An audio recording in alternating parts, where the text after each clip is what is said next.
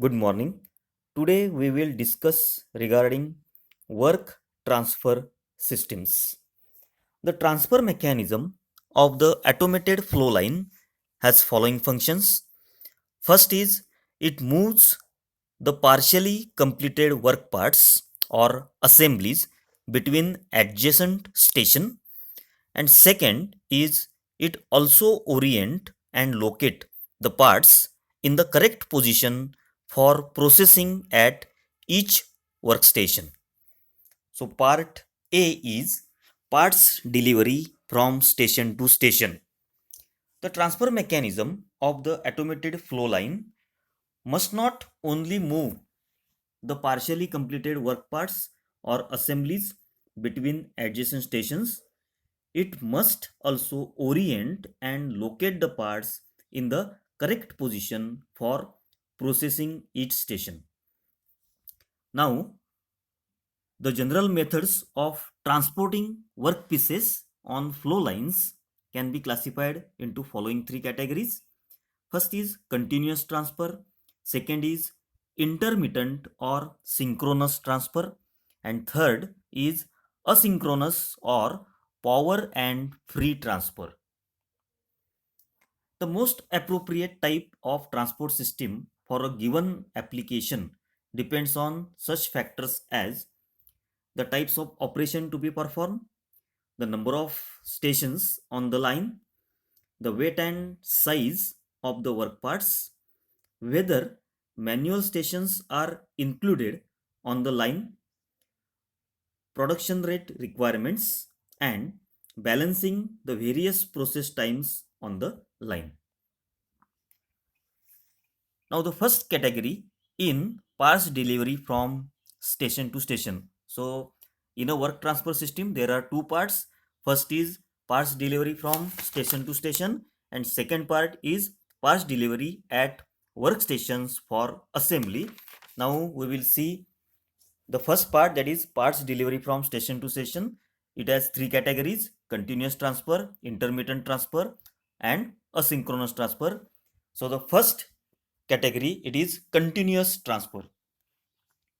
In this system, the work parts are moved continuously at constant speed. This requires the work heads to move during processing in order to maintain continuous contact with the work part.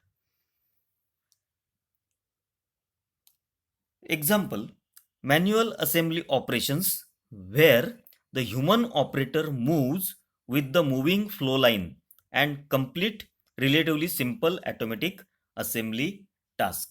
So this is an example of continuous transfer. So this requires the work heads to move during processing in order to maintain continuous registration with the work part. Second category, that is intermittent transfer. In this system, the workpieces are transported with an intermittent or discontinuous motion. The workstations are fixed in position and the parts are moved between stations at correct location for processing or assembly. All work parts are transported at the same time. For this, it is also called synchronous transfer. Third category in parts delivery from station to station is asynchronous transfer. So it is also referred as power and free system. In this system, the work part is moved to the next station when processing at the current station has been completed. Each part moves independently from other parts. Hence, some parts are being processed on the line at the same time that others are being transported between stations. So, this system offers a greater flexibility of the products. Now, the second part in work transfer system is parts delivery at workstation for assembly. A workstation performs one or both of the following tasks. First task is a part is delivered to the assembly workhead and added to the existing base part in front of the workhead. And second task is a fastening or joining operation is performed at the station to permanently attach parts to the existing base parts. These are the two tasks that is carried out at workstation. So for above, the part has to be delivered to every workstation. So typical parts delivery system at a workstation consists of the following hardware components. First is hopper. It is a container of parts. Second is part feeder. It removes the parts from hopper. Third element is selector and or orienter. So it assures part in proper orientation for assembly at workhead. Fourth element is feed track. It moves the parts for assembly workhead. And fifth element is escapement and placement device. It removes parts from feed track and places them at station. So these are all elements of the part delivery system at workstation. So the complete part delivery system at workstation, it is shown here. So at the left hand side you can see right from the hopper, then second element it is a selector and orienter. So the part improperly oriented fed back into the hopper, that is shown by the arrow at the top of the hopper. Then it is a then there is a feed track, then escapement and placement device, then there is a work carrier and the assembly workhead. So this is a complete part delivery system at each station and all the elements that are shown in this diagram that is required for delivery of the part at workstation. Now we will see one by one. So first element in a parts delivery at workstations is vibratory bowl feeder. So it is the most versatile feeding device for small parts because it is able to feed and orient most of small parts. So vibratory bowl feeder consists of two main parts. So first is hopper. So you can see the diagram of vibratory bowl feeder. At the top you can see there is a bowl, and in that bowl there is a feed track, there is an outlet, and at the bottom you can see the support feet, base, electromagnet, suspension springs, bowl support frames. So vibratory bowl feeder consists of two main parts. First is hopper and second is parts feeder.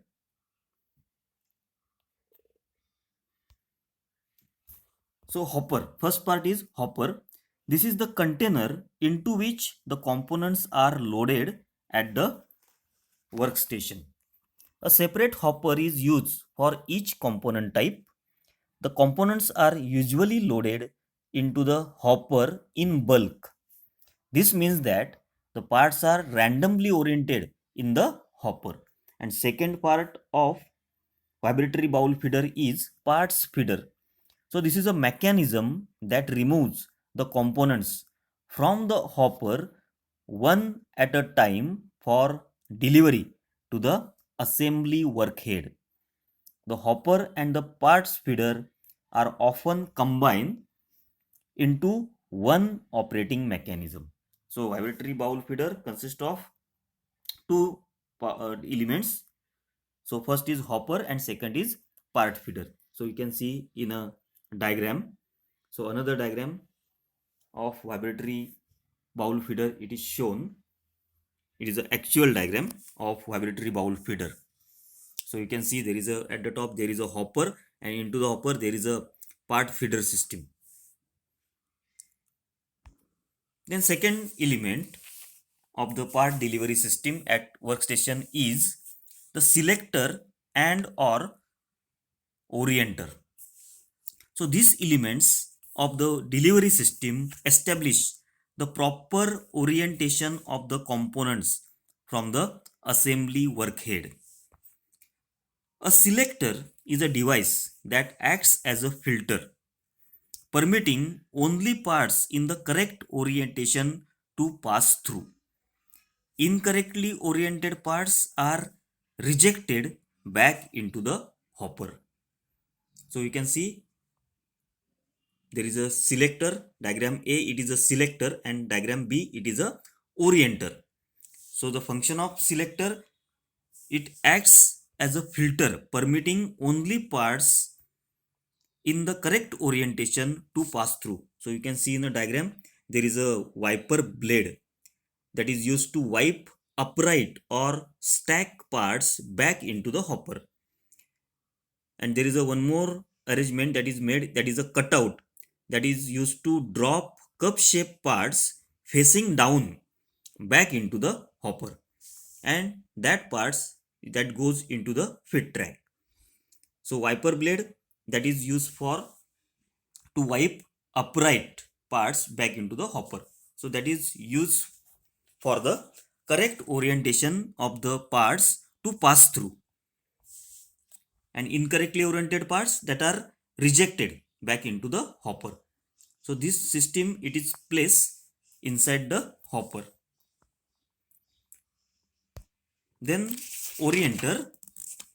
An orienter is a device that allows properly oriented parts to pass through and reorients parts that are not properly oriented initially. So generally orienter it is used to reorientate the parts. So selector and orienter devices are often combined and incorporated into the hopper feeder system. So diagram B it is oriented. That orienter is generally used to reorient the parts that are not properly oriented initially. The next is feed track. The preceding element of the delivery system are usually separated from the assembly workhead by the certain distance. A feed track moves the components from the hopper and parts feeder to the location of the assembly workhead, maintaining proper orientation of the parts during the transfer. So there are two general categories of the feed tracks. First is gravity feed. So these tracks are most common. In this type, the hopper and parts feeder are located at an elevation above that of the workhead. The force of gravity is used to deliver the components to the workhead. And second is powered feed track. It uses vibratory action, air pressure, or other means to force the parts to travel along the feed track towards the assembly workhead. So you can see the feed track in a diagram. So you can see that is indicated by yellow color, that is a feed track. So there are two categories, gravity feed and power feed. So the force of gravity is used to deliver the components into workhead or work carrier.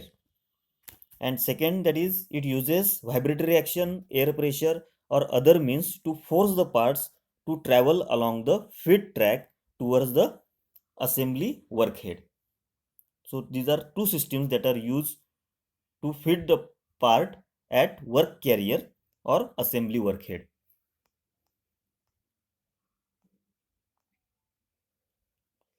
Then next fourth element is escapement and placement device. The escapement device removes components from the feed track at time intervals that are accurate with the cycle time of the assembly workhead.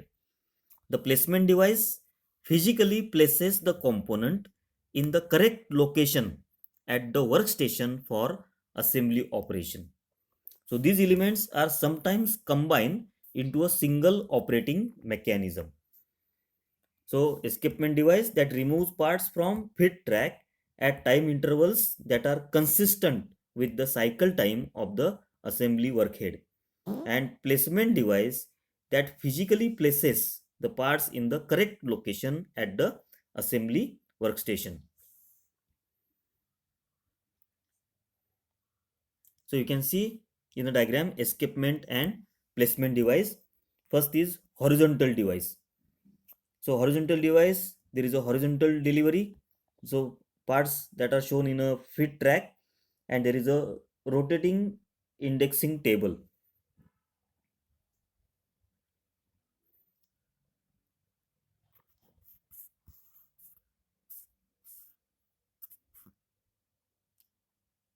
And second is vertical devices for placement of parts into dial indexing table. So you can see there is a vertical feed track into which parts are loaded, and at the bottom you can see the pockets in a rotary indexing table. So escapement device that removes the component from the feed track,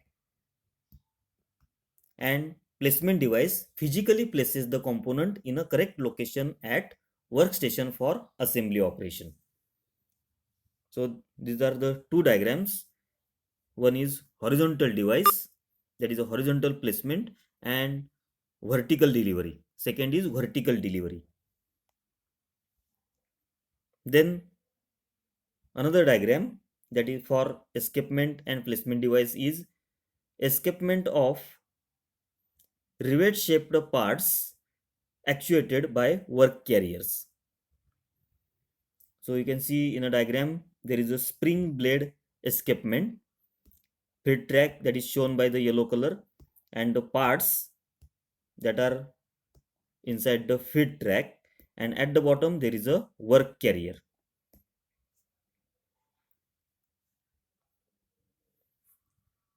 Then another diagram you can see for escapement and placement device. So in a left hand side diagram, so parts feeder is there, then pick and place unit that is shown, and there is a work carrier into which you have to place the part at correct location. And second diagram, it is shown another diagram that is from feeder, then the pick and place unit, it is in between the work carrier and the feeder. So part it is pick and it is rotated in an arc and placed in a work carrier. So two types of pick and place mechanism for transferring base parts from feeders to the workstation. So this is regarding work transfer systems. Thank you.